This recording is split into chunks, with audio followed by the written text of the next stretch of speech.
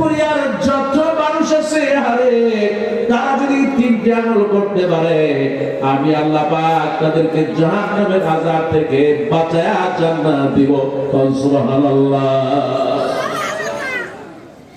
আমার এই ব্যবসা তিনটা, মূল পুঁজি হলো তিনটা। আমার আল্লাহর সাথে ব্যবসা করতে হলে পুঁজি লাগবে তিনটা। জোরে বলেন কয়টা? আল্লাহ পাক বলেছেন এক নম্বর পুঁজি হলো তুমিনুনা বিল্লাহি ওয়া রাসূলিহি ওয়া তুজাহিদুনা ফি সাবিলিল্লাহ। আল্লাহ পাক বলেছেন তোমাদের পুঁজি হলো তিনটা। এক নম্বর পুঁজি হলো লা ইলাহা ইল্লাল্লাহু মুহাম্মাদুর রাসূলুল্লাহ। একটু জোরে বলেন সুবহানাল্লাহ। আমার আল্লাহ পাক বলেন এক নম্বর পুঁজি হলো লা ইলাহা। সবাই বলেন লা ইলাহা। আর আমরা সবাই কালেমা পড়ে নিয়েছি, কারণ দুনিয়ায় যখন আসলাম আমার কানের ভিতরে আযান দেওয়া হলো। কতক্ষণ ঠিক কিনা? দুনিয়ায় আসার পরে কানে আযান দেওয়া হলো আল্লাহু আকবার। আযানের প্রথম শব্দটা কি? সবাই বলেন আযানের প্রথম অক্ষর কি? আপনার কানের ভিতরে আযান দেওয়া হলো আল্লাহু আকবার।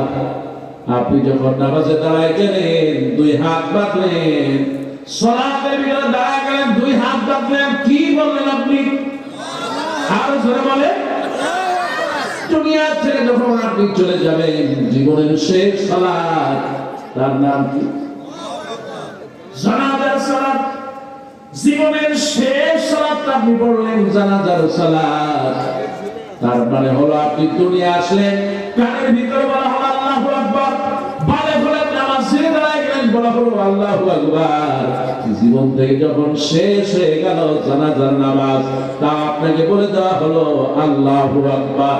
তার মানে হলো একজন মুমিন, একজন মুত্তাকি কেবলমাত্র যারে ভয় করবে সে আর কেউ না, সব থেকে যাকে বেশি মনে করবে তিনি আর কেউ নন, তিনি আমার রব, তিনি আমার আল্লাহ। এই জন্য মুমিনের এক নম্বর গুণ হলো জাহান্নাম থেকে বাঁচার এক নম্বর গুণ হলো আল্লাহর প্রতি ঈমান আনা। দুই নম্বর হলো তুমিনুনা বিল্লাহি ওয়া রাসূলিহি, রাসূলের প্রতি ঈমান আনবে। এবার আল্লাহ পাক বলেন তিন নম্বর পুঁজি হলো ওয়া তুজাহিদুনা ফি সাবিলিল্লাহ। একটু জোরে বলেন সুবহানাল্লাহ। কয়েকজন আপনারা এক নম্বর ঠিক আছে আল্লাহকে মানি,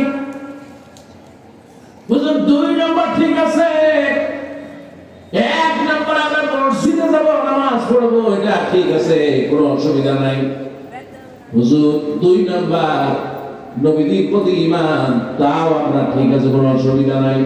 নবীর সুন্নাত মানব, কিন্তু মানুষকে যখন বলা হয় তিন নম্বর ওয়া তুজাহিদুনা ফি সাবিলিল্লাহ, আল্লাহ বলেন জাহান্নামের আযাব থেকে বাঁচতে হয়, তিন নম্বর জিহাদ করা লাগবে আল্লাহর জন্য, আল্লাহ রাসূলের জন্য। কথা বলেন ঠিক কিনা? আল্লাহর রাস্তায় যুদ্ধ করা ছাড়া, সংগ্রাম করা ছাড়া জান্নাতে যাওয়া যাবে?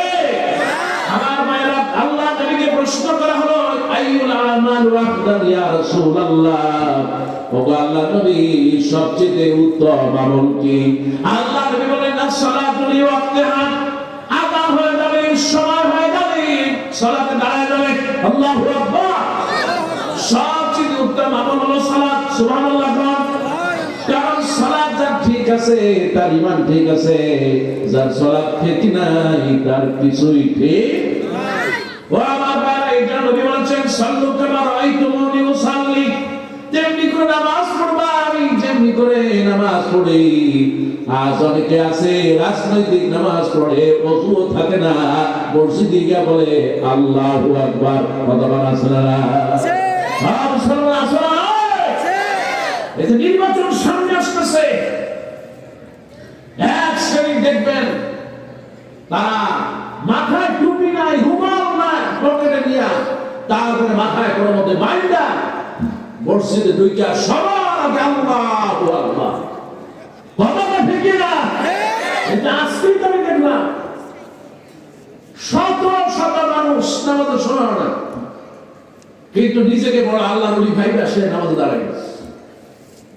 আহা, নামাজ সালাত শুধুমাত্র আল্লাহর সাথে সম্পর্ক বাড়ানোর জন্য, কিন্তু আজ সমাজে এক শ্রেণীর মানুষ এই সালাতটাকে ভোটের আগে একটা দান বাক্স হিসেবে খুলে নিয়েছে।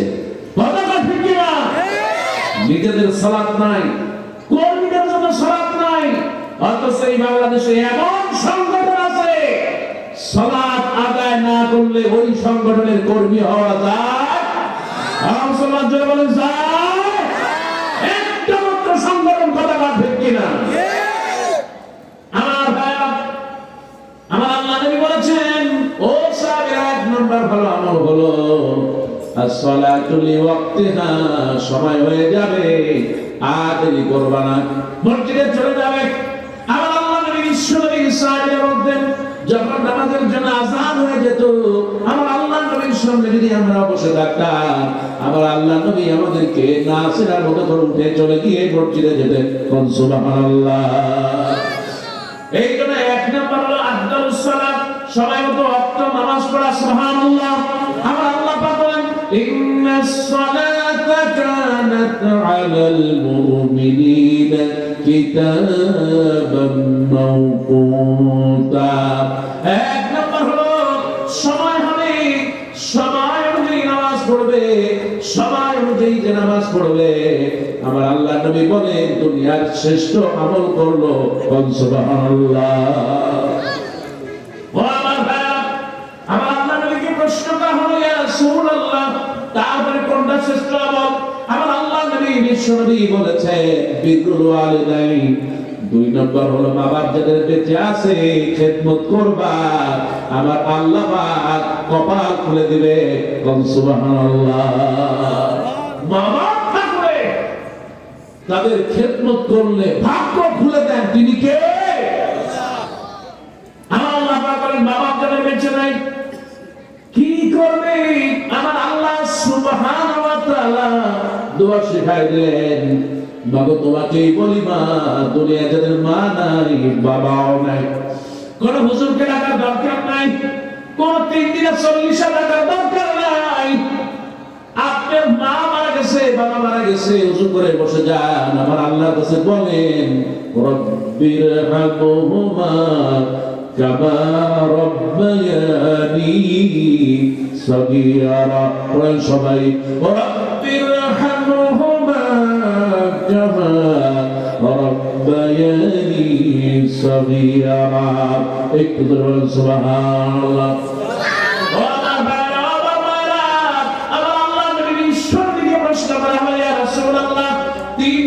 সর্বোত্তম আমলকে আমার আল্লাহ নবী বলেছেন, আল জিহাদু ফিসাবিলিল্লাহ, আল্লাহর রাস্তায় সংগ্রাম করা।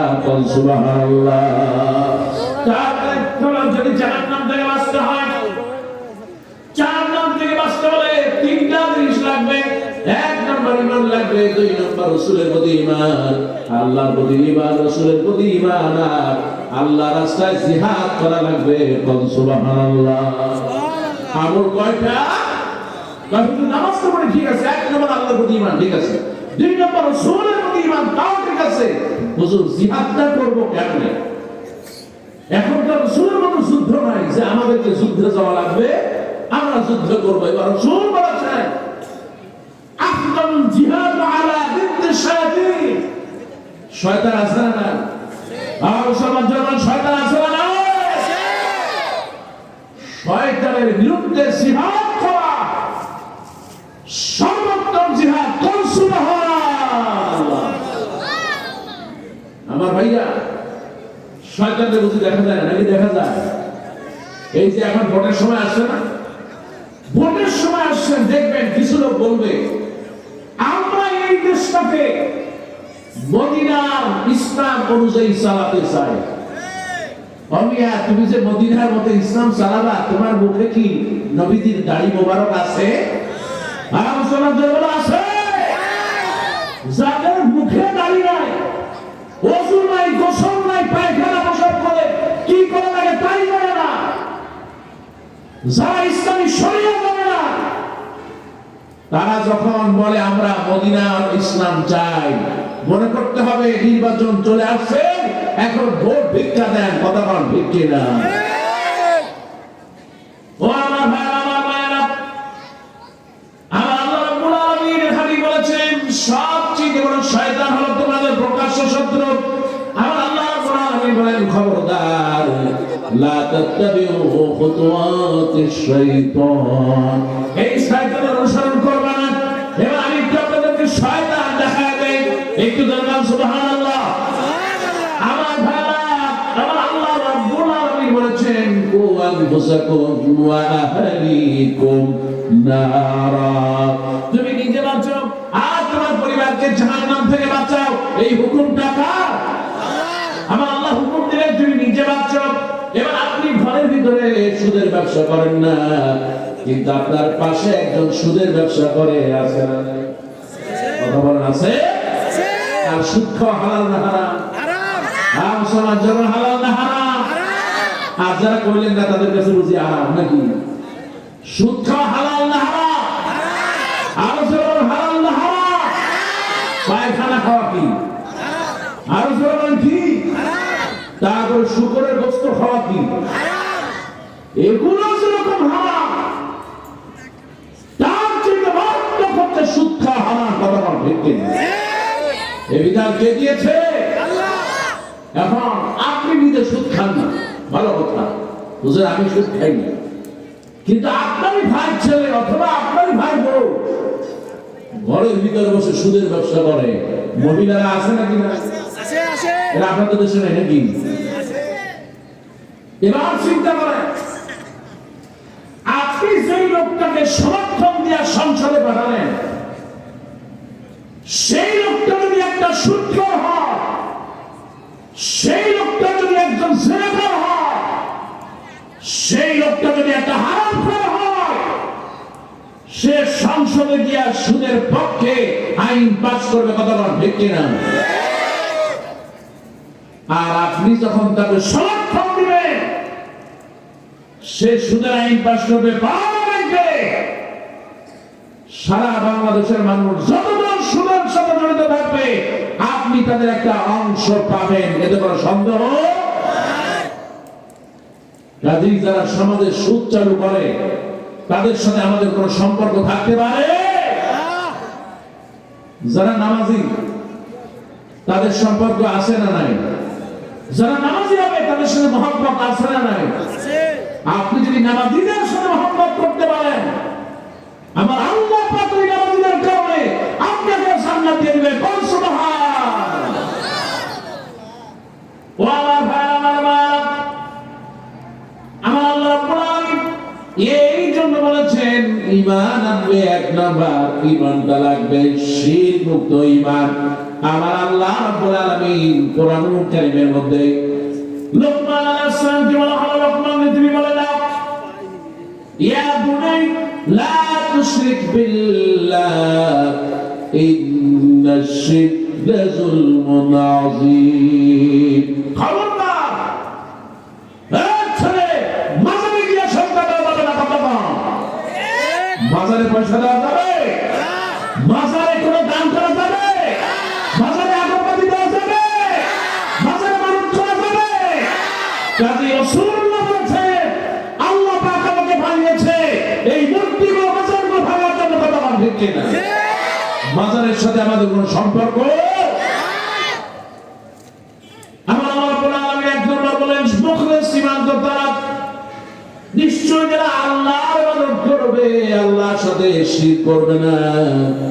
আমার আল্লাহ পাক সূরা কাফের ভিতরে 110 নম্বর আয়াতে আপনার কথাই বললেন।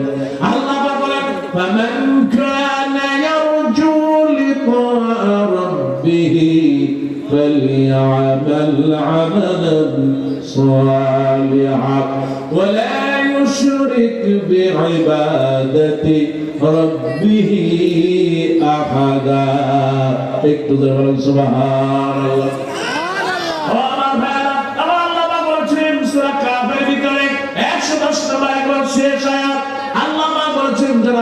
সাথে সাক্ষাৎ করতে চায়।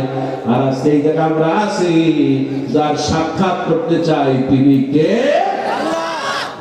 এই আল্লাহর সাক্ষাৎ আপনি যখন লাভ করবেন, আমার আল্লাহ পাক বলেন দুইটি কাজ করবা। এক নম্বর হলো শিরক করবে না, দুই নম্বর নেক আমল করবে, ভালো আমল করবে। আমার আল্লাহ রাব্বুল আলামিন তোমাকে সাক্ষাৎ দিয়ে দিবেন। সুবহানাল্লাহ। ও আমার ভাইরা, যারা ঈমানদার হবে, আমার আল্লাহ রাব্বুল আলামিন বলে আমি ঈমানদারদেরকে অবশ্যই পরীক্ষা করব। আর আল্লাহ পাক যাকে যত বেশি পরীক্ষা করে, আমার আল্লাহ রাব্বুল আলামিন তার মর্যাদা তত বেশি বাড়ায় দেন। সুবহানাল্লাহ। পরীক্ষা করলে মর্যাদা বাড়ায় দেন কে? ও আমার ভাইরা, একটু খেয়াল করেন, আমার আল্লাহ নবী সাহাবী উহুদের ময়দানে শহীদ হয়ে গেলেন। নাম তার হলো আব্দুল্লাহ। হযরত জাবের রাদিয়াল্লাহু তাআলা আনহুর পিতা আব্দুল্লাহ। আল্লাহ নবী বিশ্বনবী রাহমাতুল লিল আলামিন সাহাবীদেরকে বলেন, ও সাহাবীরা, উহুদের যুদ্ধে কারা যাবে একটু হাতটা তুলে দাও। আল্লাহ নবী বলেন, একটু নামটা লিখে দাও, কে উহুদের ময়দানে যুদ্ধ করতে যাবে। সর্বপ্রথম যেই হাতটা উঠালেন তিনি আর কেউ নন, আমার আল্লাহ নবীর সাহাবী, এই জাবেরের পিতা হযরত আব্দুল্লাহ। এটা চিন্তা করেন, খেয়াল করেন, একমাত্র ছেলে হযরত জাবের, আর 9টা মেয়ে ছিল এই হযরত আব্দুল্লাহ। আর উহুদের ময়দানে আমার আল্লাহ নবী বিশ্বনবী রাহমাতুল লিল আলামিন যুদ্ধের সময় যতগুলো সাহাবীর নাম আছে, এক নম্বর হলো এই জাবেরের পিতা আব্দুল্লাহ। এই সেই জাবেরের পিতা আব্দুল্লাহ, একটু খেয়াল করেন আমার ভাইরা। আর এই সেই আব্দুল্লাহ আমার আল্লাহ নবী বিশ্বনবীকে এক নম্বরে তার নামটা লিখাই দিলেন। বাড়িতে গিয়ে বললেন, জাবের, আমি তো ওদের ময়দানে শহীদ হয়ে যাব, আবার তো আর দেখা হবে না। আমার সাথে তোমার আর দেখা হবে না, এই দুনিয়ায় আমার আর দেখা হবে না। জাবের, তোমাকে আমি বলে যাই, ছোট্ট বালক জাবের, আজকে ছোট্ট ছোট্ট বাচ্চারা জাবেরের বয়সটা ঠিক কেমন। এই জাবেরকে বললো, জাবের, আমি কিছু ঋণী আছি, আমার একটু জমি আছে, এই জমিটা বিক্রি করে তারপরে তুমি ঋণ পরিশোধ করে দিবা। আর তোমার 9টা বোন আমি রেখে গেলাম, এদেরকে যত্ন করবা, অবহেলা করবা না। আবার আল্লাহ রাব্বুল আলামিন মর্যাদা দিয়ে দিবেন। সুবহানাল্লাহ। জাবের উপায় কাঁদতেছে, আব্বা আপনি চলে গেলে আমাদের কেমনে কি হবে? আল্লাহ পাক তোমাদের জন্য ভরসা হয়ে যাবে। সুবহানাল্লাহ। মুমিনের ভরসা শুধুমাত্র কেবলমাত্র তিনি কে? আল্লাহ ছাড়া মুমিন কারো উপর ভরসা করতে পারে? আল্লাহ নবীর সাহাবী যুদ্ধে চলে গেলেন, উহুদের ময়দানে শহীদ হয়ে গেলেন। আল্লাহ নবীর সাহাবী হযরত জাবের এবার মসজিদে নববীর সামনে কাঁদতেছে। মসজিদে নববীতে আল্লাহ নবী নামাজ শেষ করে দেখলেন তার পাশেই জাবের কাঁদে। জাবেরের চোখ থেকে পানি ঝরতেছে। নবীজি বললেন, জাবের, তোমার বুঝি বড় কষ্ট হয়? জাবের বললেন, ইয়া রাসূলুল্লাহ, ইয়া হাবিবাল্লাহ, গতকালকেও আমার আব্বা ছিলেন, কিন্তু আজকে আমি এতিম হয়ে গেলাম, আমার কেউ রইল না। নবীজি জাবেরের মাথায় হাত বোলালেন, কেমন আরে জাবের? আমার আল্লাহ নবীর সাহাবী এই জাবের বলেন, নবীজি আমার মাথায় হাত বলেছেন, আমি যখন বুড়া হয়ে গেছি, আমার দাড়ি চুল সবগুলো পেকে গিয়েছে, কিন্তু আল্লাহ নবী আমার মাথায় যেই জায়গায় হাত বুলিয়েছে ওই জায়গাগুলোর চুলগুলো তখনো কাঁচা পাকে নাই। সুবহানাল্লাহ। নবীজির হাতটাই হলো বরকতের। সুবহানাল্লাহ। যে হাত আঙ্গুল দিয়ে ইশারা করলে 4টা 2 ভাগ হয়ে যায়। সুবহানাল্লাহ। ও আমার ভাইরা, এই সেই জাবের, এবার জাবেরের মনটা খারাপ হয়ে গেল। আমার আল্লাহ নবী বলেন, জাবের রে, কেঁদো না, কেঁদো না, তুমি কি জানো তোমার বাবার সাথে আমার আল্লাহ রাব্বুল আলামিন কি ব্যবহার করেছে বলেন জানি না। আমার আল্লাহ নবী বিশ্বনবী বলেন সাহাবারে, তোমার বাবা উহুদের ময়দানে শহীদ হওয়ার কারণে আমার আল্লাহ রাব্বুল আলামিন তোমার বাবাকে নিয়া তারপরে আল্লাহ রাব্বুল আলামিন সরাসরি সাক্ষাৎ করেছে। যেরকম সুবহানাল্লাহ। শহীদের মর্যাদা দেন কে? আল্লাহ। মুসলমান জোরে বলেন কে? এই পৃথিবীর দুইটা ফটোর আপনার সবচেয়ে উত্তম। আল্লাহ নবী বলেছেন, কেউ যদি আল্লাহর ভয়ে চোখ থেকে একটু পানি ছেড়ে দেয়, আজকে আমার মায়েরা বোনেরা পর্দার আড়ালে যারা আছেন আমার মায়েরা, বাবা চোখ থেকে একটু পানি ঝরান। আপনার ঠোঁটটা যেমন করে মা ভিজা থাকে, কোন বান্দা বান্দির যদি চোখ দুটাও ভেজা থাকে, আবার আল্লাহ নবী বলে ওই চোখ কখনো জাহান্নামে যাবে না। যে চোখটি কাঁদে আল্লাহর ভয়ে, দিনের প্রহরায় রাত জেগে থাকে, জানো কি তুমি ওই দুটি চোখ যাবে না কখনো জাহান্নামে, যাবে না কখনো জাহান্নামে। যে চোখটি কাঁদে আল্লাহর ভয়ে, দিনের প্রহরায় রাত জেগে থাকে, জানো কি তুমি ওই দুটি চোখ যাবে না কখনো জাহান্নামে, যাবে না কখনো জাহান্নামে। আরে হাজার মানুষ আমার রাজশাহীবাসী বলে যায়, শোনামান কারো চোখ থেকে যদি আল্লাহ নবী বলে আমার আল্লাহর ভয়ে যদি ঈমানটা মজবুত হয়ে যায়, আর যদি চোখ থেকে একটা মাছির দানা পরিমাণ পানি যদি আল্লাহর ভয়ে বের হয়ে যায়, আবার আল্লাহ নবী বলে ওই চোখ কোনোদিন জাহান্নামে যাবে না, আল্লাহ রাব্বুল আলামিন জান্নাত দিয়ে দিবেন। সুবহানাল্লাহ।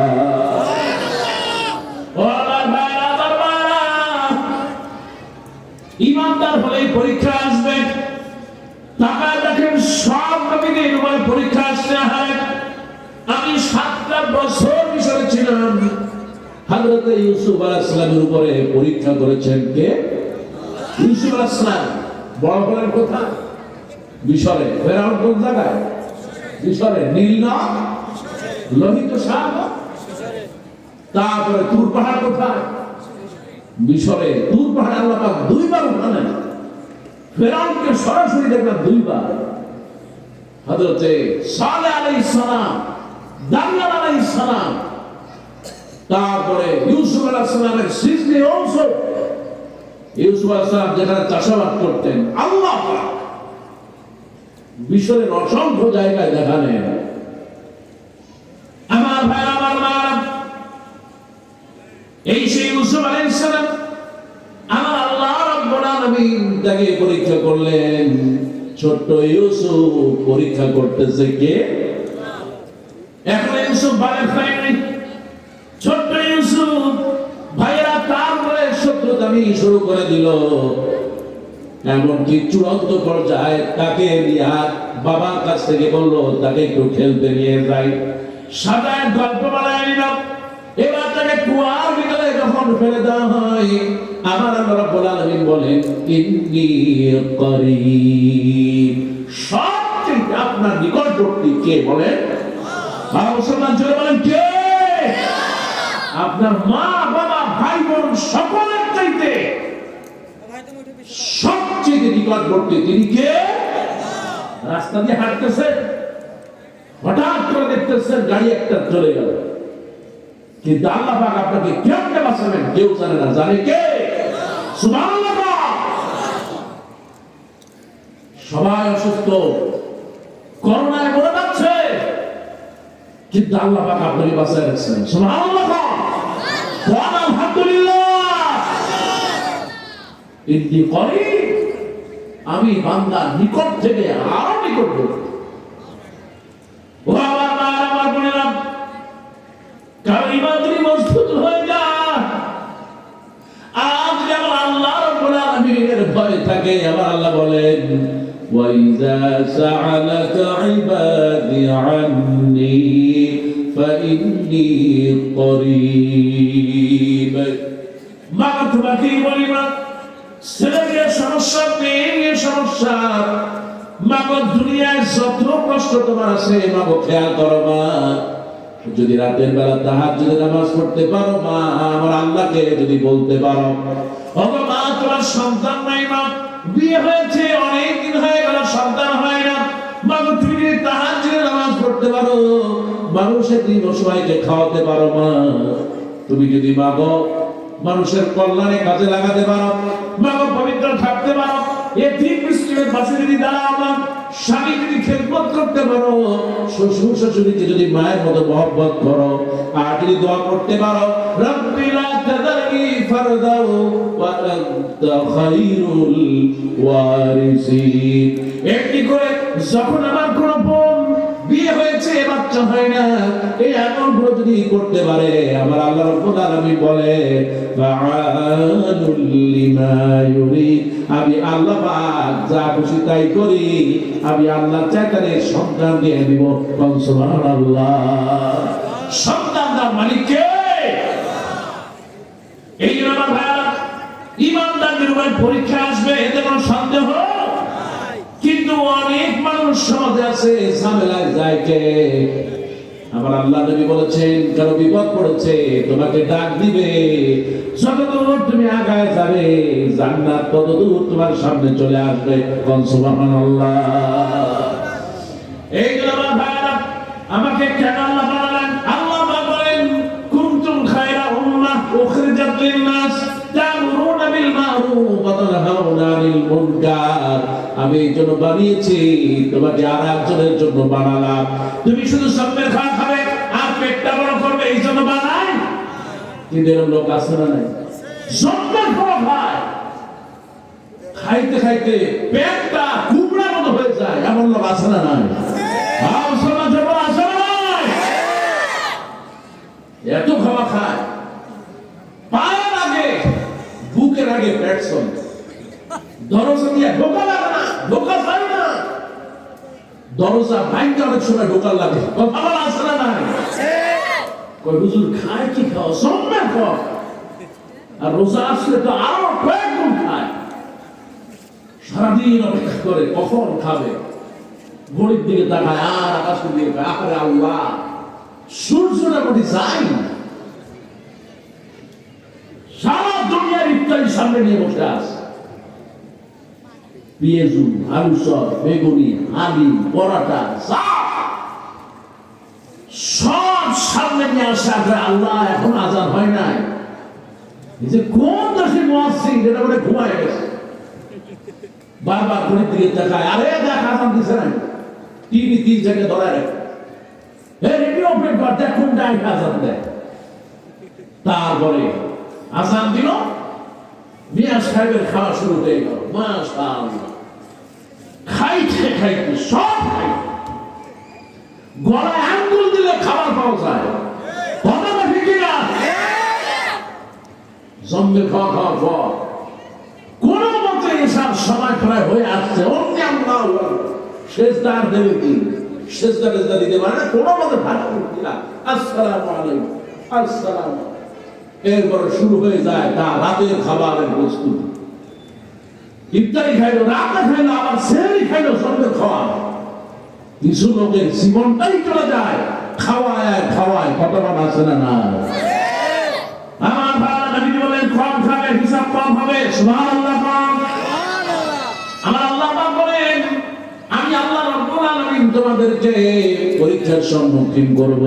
ওয়ালা নাবলুওয়ান্নাকুম বিশাইইন মিনাল খাউফি ওয়াল জু'i ওয়া নাকসিম মিনাল আমওয়ালি ওয়াল আনফুসি ওয়াস সামারাত ওয়া বাশশিরিস সাবিরিন।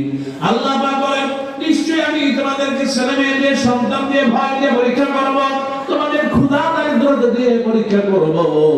ওগো আল্লাহ নবী, আপনি তাদেরকে সুসংবাদ দিয়ে দেন যারা ধৈর্যশীল। এবার আল্লাহকে প্রশ্ন করি, আল্লাহ কি সুসংবাদ দিবা? সুবহানাল্লাহ কোন? আর কাছে কোনটা সুবহানাল্লাহ? অসংখ্য মানুষ, অধিকাংশ যুবক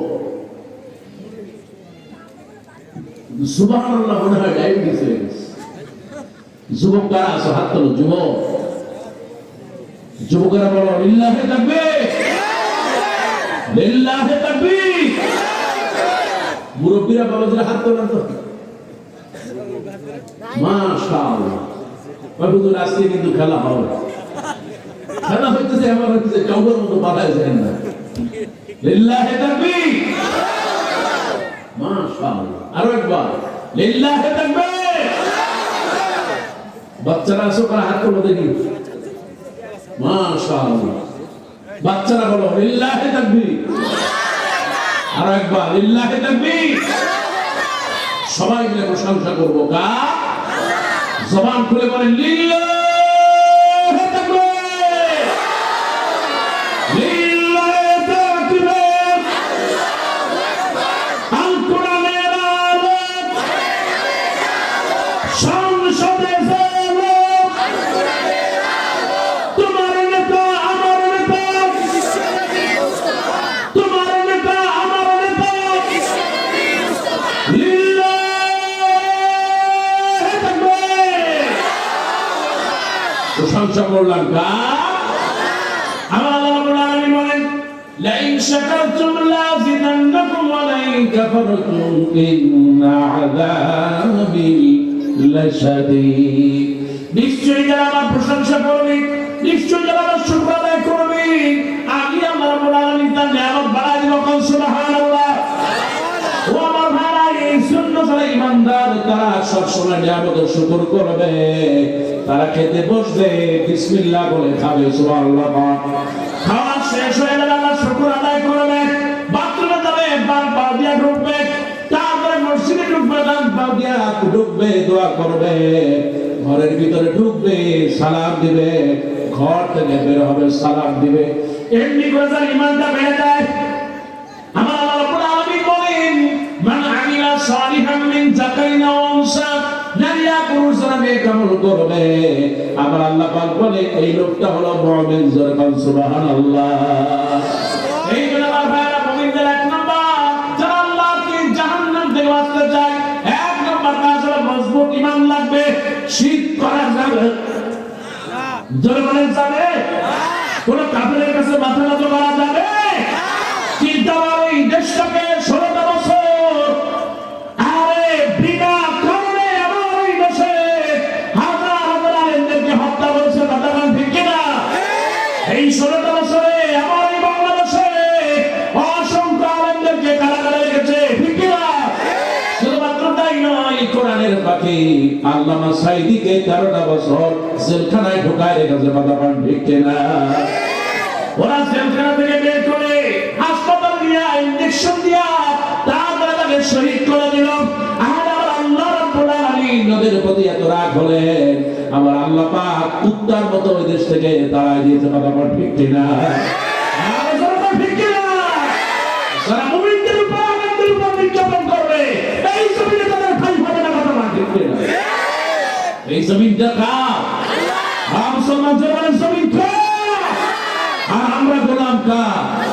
সবাই বলেন আমরা গোলাম কার? আর এই কোরআন নাযিল করলেন তিনি কে? কাজেই এই জমিনে আইন চলবে কার? আল্লাহ। এই জমিনে আল্লাহর আইন বাস্তবায়ন করতে হলে আবার যুদ্ধ হতে পারে, আবার রক্ত লাগতে পারে, আবার সংগ্রাম করা লাগতে পারে, জেলখানায় যাওয়া লাগতে পারে, ফাঁসিতে ঝোলা লাগতে পারে। কারা কারা রাজি আছি? তুই হাত তুলে দেখাও। আল্লাহ তুমি কবুল করো বলে আমিন। আর জোরে বলেন আমিন। আল্লাহর রাস্তায় জীবন দেওয়া যে মজা, আর কিছুতে এই মজা হয়। আমার ভাইরা, 2 নম্বর হলো তুমিনুনা বিল্লাহি ওয়া রাসূলিহি, রাসূলের পথ অনুযায়ী জীবন কাটাতে হবে। আমার আল্লাহ রাব্বুল আলামিন নবীদের পথ অনুযায়ী কেমনে কাটাবো আল্লাহ শিখায় দিলেন। সূরা ইমরানের 31 নম্বর আয়াতে আল্লাহ বলেন, কুল ইন কুনতুম তুহিব্বুনাল্লাহা ফাত্তাবিউনি ইউহিব্বুকুমুল্লাহ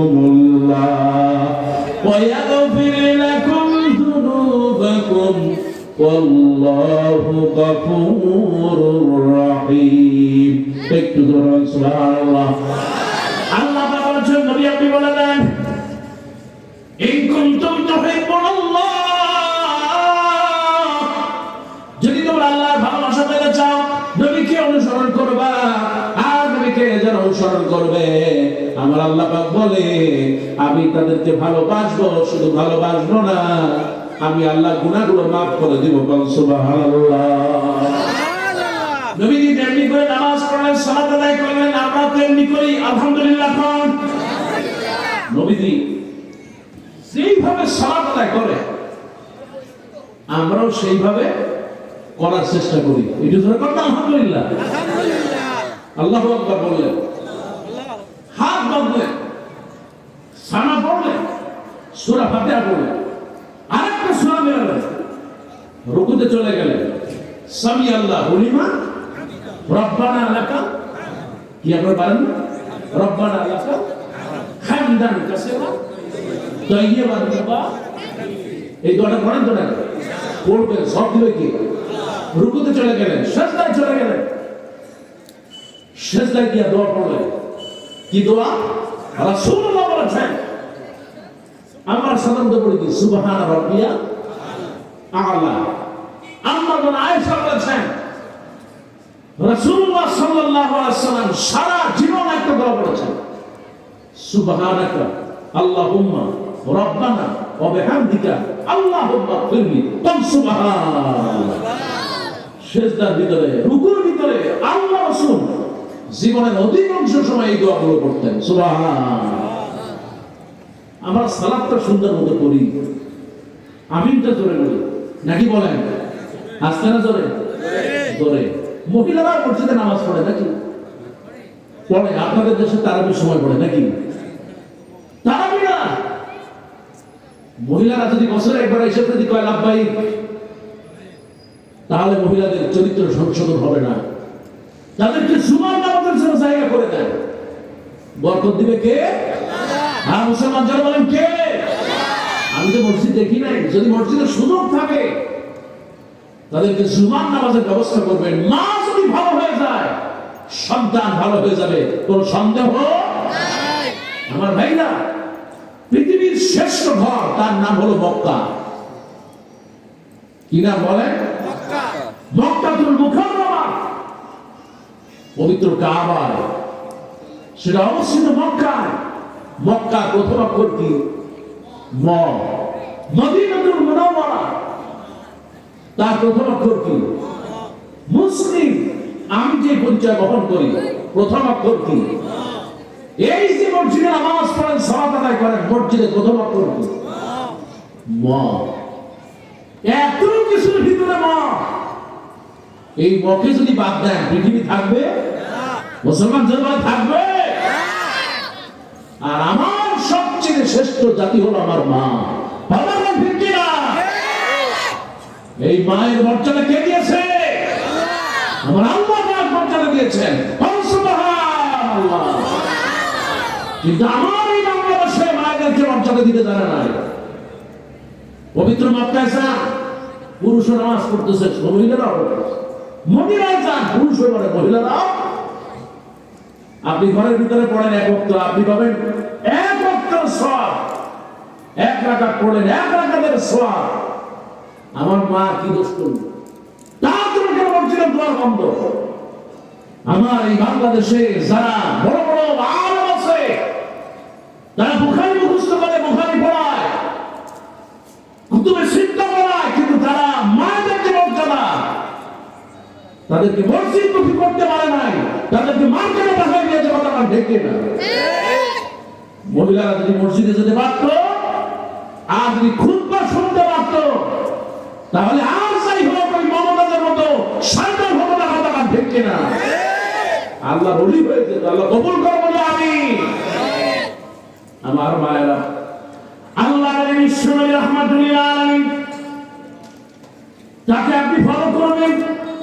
নামাজ যেমন নবীকে মহব্বত করে, নামাজটা নবীর মতো না হলে কবুল হবে না।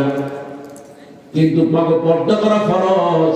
আপনি নবী দেখা অনুযায়ী সালাত আদায় করলেন, হাতটা আপনি বুকে বাঁধলেন, এটা আপনি সেমনি ভালো করে বসেন। মাগো পর্দা করাটাও ফরজ, আপনি বুঝলেন না, তার মানে আপনি আল্লাহকে ভয় করেন না, আর নবীকেও আপনি নবী হিসেবে মানে না। ও আমার ভাইরা, আমি যখন ফেরাউনের কাছে গেলাম, সবচেয়ে মনে পড়লো মা আসিয়ার কথা। সুবহানাল্লাহ।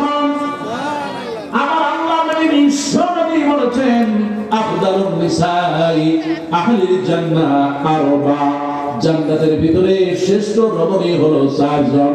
জোরে বলেন কয়জন? আল্লাহ নবী বলেন, এক নম্বরে যিনি জান্নাতে যাবে তিনি আরেকজন ফেরাউনের স্ত্রী হযরতে। 2 নম্বরে যাবে আল্লাহ নবীর স্ত্রী মা খাদিজা। সুবহানাল্লাহ। 3 নম্বর আল্লাহ নবী বললেন যিনি জান্নাতে যাবে তিনি আর কেউ না, ঈসা আলাইহিস সালামের মা হযরতে। কোরআনুল কারীমে তার জন্য একটা সূরা নাযিল করলেন, সূরা মারিয়াম। সুবহানাল্লাহ। এই সেই মারিয়াম হারি, আমি যখন তুর পাহাড়ে উঠতেছিলাম মনে পড়ে গেল মা মারিয়ামের কথা। ঈসা আলাইহিস সালাম পেটে, এখন আশেপাশে কেউ নাই, কি করবেন, কোথায় যাবেন, কেমনে তিনি এই লজ্জা থাকবেন? আরে বাবা নাই, সন্তান হয়েছে, আজকে যদি আমাদের এই দেশে কারো হয় সে সমাজে মুখ দেখাইতে পারবে, কিন্তু বিধানটা দিয়েছেন তিনি কে? জানান সুবহানাল্লাহ। আমার ভাইরা, আমার মায়েরা, এবার মারিয়াম আলাইহিস সালাম ঈসা আলাইহিস সালামকে পেটে নিয়ে ব্যথাতুর ডেলিভারির সময়, আর আমার মা ডেলিভারির সময় এত কষ্ট হয়, স্বামীর কাছ থেকে বিদায় নেয়। ও আমার প্রাণের স্বামী, দীর্ঘদিন ঘর করলাম, সংসার করলাম, যদি আমার ভুল হয়ে থাকে আল্লাহর রাস্তায় আমাকে ক্ষমা করে দিও। ও আমার প্রাণের স্বামী, ঘর থাকলো, সংসার থাকলো, চাবি থাকলো, আমার মনে হয় আমি আর বাঁচবো না, ডেলিভারির সময় হতে পারে আমি মরে যেতে পারি, আমাকে আল্লাহর রাস্তায় ক্ষমা করে দিও। এই বলে মা চলে যায় সুতিকা গৃহে, অপারেশন থিয়েটারে কিংবা ক্লিনিকে চলে গেল। এবার যখন সন্তান দুনিয়ায় আসে, মা জিহাদের ময়দানের মতো রক্তাক্ত হয়ে যায়। আল্লাহ নবী বলেছেন, ওই যে মা এত কষ্ট করে ডেলিভারির সময় যুদ্ধের ময়দানে জিহাদ করলে যে সওয়াব হয়, আবার আল্লাহ রাব্বুল আলামিন ওই সওয়াবটা মায়ের আমলনামায় তুলে দেয়। অনেক সময় ডেলিভারির সময় মা মারা যায়, কতক্ষণ আসে না নাই? অনেক সময় সন্তান মারা যায়। আবার আল্লাহ নবী সুসংবাদ দিয়েছেন, ডেলিভারির সময় যদি কোনো সন্তান মারা যায়, আবার আল্লাহ নবী বলেছেন ওই সন্তানটা তার মাকে নিয়ে জান্নাতে চলে যাবে। কোন সুবহানাল্লাহ। কোন মা যদি মারা যায় ডেলিভারির সময়, আবার আল্লাহ নবী বলেন জিহাদের ময়দানে শহীদ হয়ে গেলে যে সওয়াব হয়, একজন মা ডেলিভারির সময় যদি মারা যায়, আবার আল্লাহ নবী বলেছেন আল্লাহ তাকে শাহাদাতের মর্যাদা দিয়ে জান্নাত দিয়ে দেন। কোন সুবহানাল্লাহ। ও আমার ভাইরা, আমার মায়েরা, তাই তো মারিয়াম আলাইহিস সালাম ঈসা আলাইহিস সালামকে পেটে নিয়ে খেজুর গাছের সাথে হেলান দিয়ে দিলেন। একটা বড় খেজুর গাছ, আরে কোন তো খেজুর নাই। আল্লাহ নবী বর্ণনা করলেন মারিয়াম আলাইহিস সালামের বেদনা শুরু হয়ে গেল, খেজুরের গাছটা জোরে ধরলেন, জোরে একটা ঝাঁকি দিলেন, আল্লাহু আকবার। আমার আল্লাহ রাব্বুল আলামিন মারিয়াম আলাইহিস সালামের কষ্টটা অনুভব করেছেন। ওই ঠিক কেউ ছিল না, ছিল বলেন কে? আমার আল্লাহ রাব্বুল আলামিন মারিয়াম আলাইহিস সালামের ধাক্কার জন্যে ওই মরা খেজুর গাছে আমার আল্লাহ পাক মারিয়াম খেজুর দিয়ে দিলেন। ওই খেজুর খাওয়ার পর ব্যথা বন্ধ হয়ে গেল। সুবহানাল্লাহ। ও আমার মায়েরা, খেয়াল করো, এই যে সংযমের পানি আপনি খান, এই সংযমের পানি তাম পৃথিবীর কারোর জন্য নয়। আরে হযরতে ইসমাঈল আলাইহিস সালামের মা হাজার আমার আল্লাহর কাছে বলেছেন, ও আল্লাহ আমি কি করব, আমার তো বুকের দুধ শুকায় গেল, আমার ছেলে মেয়ে কি দিয়ে বাঁচাবো? সুবহানাল্লাহ। সন্তান না খেয়ে থাকলে সবচেয়ে কষ্ট হয় মায়ের, এই কষ্ট ভোলা যায়? আরে মারিয়াম আলাইহিস সালাম যেমনি করে কষ্ট করেছেন, কষ্ট করলেন ইসমাঈল আলাইহিস সালামের মা হাজার। আমার আল্লাহ নবী বর্ণনা করে, কোরআনুল কারীমে ঘটনা বর্ণনা আছে। এই যে ইসমাঈল আলাইহিস সালাম ক্ষুধা লেগেছে, কি করবে, পা দাবাচ্ছে, আর মা এত কষ্ট করেছে সন্তানের জন্য, সাফাতে যায়, মারওয়াতে যায়, বারবার যায়, আর ওই জায়গায় পানি আছে, তোমরা যায়, ছেলেকে বাঁচানো লাগবে, সুবহানাল্লাহ। এই দিকে পানি আছে, তোমরা যায়, দেখে পানি না, বালু চিকচিক করে, আল্লাহু আকবার, ডাইনে যায়, বামে যায়, সাফাতে মারওয়া যায়। আমার আল্লাহ খুশি হয়ে গেলে, মায়ের কষ্ট দেখে আমার আল্লাহ রাব্বুল আলামিন ইসমাঈল আলাইহিস সালাম ওই যে পা দিয়া ধাক্কা দেয়, আমার আল্লাহ ওই ধাক্কার জন্য জমজমের পানি দিয়ে দেন, সুবহানাল্লাহ। জমজমের পানি কে প্রথম খেয়েছে? হযরত ইসমাঈল আলাইহিস সালামের মা হাজার খেয়েছেন। তিনি যখন এই জমজমের পানি খেয়েছে, আমার আল্লাহ রাব্বুল আলামিন তার বুকে দুধ দিয়েছেন, সুবহানাল্লাহ। জমজমের পানি বরকতের পানি, এই পানি দিয়েছে কে? আমার বোনেরা, আমার আল্লাহ নবী বলেছেন 3 নম্বরে যিনি জান্নাতে যাবে তিনি আর কেউ নন, আমার আল্লাহ নবী বিশ্ব নবী বললেন হযরত ঈসা আলাইহিস সালামের মা মারিয়াম। জোরে বলেন কে? এবার আল্লাহ নবী বিশ্ব নবী বলেন 4 নম্বরে যিনি জান্নাতে যাবেন তিনি আর কেউ নন, আল্লাহ নবী বিশ্ব নবী বলেছেন 4 নম্বরে যিনি জান্নাতে যাবে তিনি আর কেউ নন, আল্লাহ নবীর মেয়ে হযরতে ফাতেমা। জোরে বলেন কয়জন? জান্নাতের শ্রেষ্ঠ রমণী কয়জন? 4 জন। 1 নম্বরে কে? ফেরাউনের স্ত্রী। 2 নম্বরে খাদিজা। 3 নম্বরে মারিয়াম। 4 নম্বরে আল্লাহ নবীর মেয়ে হযরতে ফাতেমা। সুবহানাল্লাহ। ও আমার ভাই, আমার মায়েরা, মা তোমরা কি বলে যাই, মা 4টি আমল করে নাও। আল্লাহ নবী বলেছেন ইদা সাল্লাতিল মারওয়াতু খামসা, একজন মা যখন 5 ওয়াক্ত নামাজ পড়বে, ওয়াসামাত শাহরাহা, রমজান মাসে রোজা রাখবে, ওয়া আতাত যাওজাহা, স্বামীর খেদমত করবে, ওয়া হাফাযাত ফারজাহা, নিজের সতীত্বের পর্দা রক্ষা করবে, আমার আল্লাহ নবী বলেছেন ইলা লাহু দিখিলিল জান্নাহ, কিয়ামতের দিন বলা হবে জান্নাতের সব দরজা খুলে দাও, যেটা দিয়ে মনে হয় আমার ওই বেলপুকুরের মায়েরা বোনেরা জান্নাতে চলে যাবে, সুবহানাল্লাহ। জান্নাতে যেতে হয়, আমল ছাড়া জান্নাতে যাওয়া যাবে না। মুসলমান যারা বলেন যাবে, আলোচনা করব না। সূরা সাফ 10 এবং 11 নম্বর আয়াত। আল্লাহ পাক এই আয়াত থেকে আমাদের বাস্তব জীবন শিক্ষা নেওয়ার তৌফিক দিন বলে আমিন। মুসলমান যারা বলেন না আমিন। 1 নম্বর শিক্ষা হলো আল্লাহ ছাড়া কারো কাছে মাথা নত করব না। মুসলমান যারা বলেন করব না। মুমিন আল্লাহ ছাড়া কারো কাছে মাথা নোয়াবে না। 2 নম্বর হলো রাসূলের সুন্নাহ অনুযায়ী আমল করব ইনশাআল্লাহ, কারণ কোরআন নাযিল করেছেন কে? আল্লাহ। মুসলমান যারা বলেন কে? রাসূলের সুন্নাহ আর কোরআন দিয়া মরব, এতে কোনো সন্দেহ নাই। 3 নম্বর হচ্ছে আল্লাহ ছাড়া এই জমিনে দ্বীন ইসলাম প্রতিষ্ঠার জন্য যা লাগে সব দিয়ে দেব, বাতিলের কাছে মাথা বদ্ধ করব না ইনশাআল্লাহ। হুজুর ফেরাউন কয়েকটাতে বলেন বলবো ইনশাআল্লাহ, কোন সময় আল্লাহ যদি কবুল করে, যেহেতু আমি নিজে সরাসরি ফেরাউনে দেখেছি। আমার ভাইরা, আমার মা, আমলের কোনো বিকল্প বেশি বেশি আমল করবেন ইনশাআল্লাহ। 1 নম্বর আমল হচ্ছে তিলাওয়াতুল কোরআন। যত বেশি পারবেন কোরআন পড়বেন, প্রত্যেক অক্ষরে অক্ষরে সওয়াব। সুবহানাল্লাহ। বসে আছেন কোরআন পড়েন, উযকুরুল্লাহ কিয়ামান ওয়া কুউদান ওয়া আলা জুনুবিহিম, দাঁড়ানো, বসা, ইবাদত হবে কার? জবানে জিকির চালু রাখবেন, সুবহানাল্লাহ, আলহামদুলিল্লাহ, লা ইলাহা ইল্লাল্লাহু, আল্লাহু আকবার, ওয়ালিল্লাহিল হামদ, রাদিতু বিল্লাহি রাব্বা ওয়া বিল ইসলাম দীনা ওয়া বিনবিয়িনা মুহাম্মদ সাল্লাল্লাহু, বলেন না সাল্লাল্লাহু। নবীজি বলেছেন যে এই দোয়াটা পড়বে আল্লাহ পাক তার জন্য জান্নাতে একটা ঘর সময় দিবেন। কোন সুবহানাল্লাহ। রাসূলুল্লাহ বলেছেন মান কারা সূরাতুল ইখলাস 10 মাররা, বা যদি 10 বার সূরা ইখলাস তুমি দৈনিক পড়তে পারো, রাসূলুল্লাহ বলেন জান্নাতে ওই মায়ের জন্য একটা ঘর হয়ে যাবে। এটা আসতে বলেন সুবহানাল্লাহ। আর জোরে বলেন সুবহানাল্লাহ। আমরা সব সময় তাসবিহ, তাহলিল, দোয়া, জিকির, ইয়াদুল উলিয়া খায়রুম মিন ইয়াদিস সুফলা।